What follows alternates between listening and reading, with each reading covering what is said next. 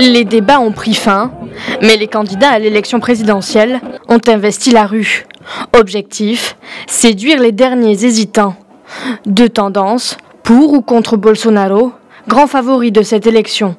Le week-end dernier, la mobilisation massive de dizaines de milliers de femmes contre le candidat d'extrême droite n'avait pas eu les effets escomptés.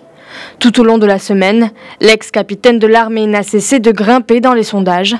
La dernière enquête d'opinion de l'Institut Datafolia le crédite de 35% des intentions de vote, 13 points devant son principal rival, Fernando Haddad, du Parti des Travailleurs.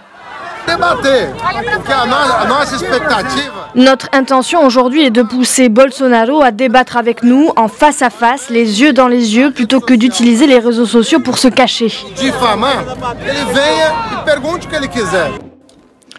La progression de Jair Bolsonaro lors de la dernière ligne droite est si fulgurante que certains analystes n'excluent pas qu'il puisse l'emporter dès le premier tour, comme il en a lui-même la conviction.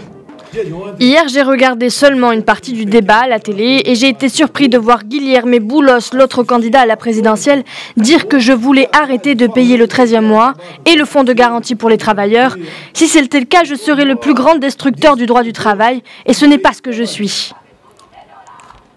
De son côté, le Parti des Travailleurs a gouverné le Brésil de 2003 à 2016, un règne de 13 ans qui a pris fin brutalement avec la destitution de Dilma Rousseff, la dauphine de Lula.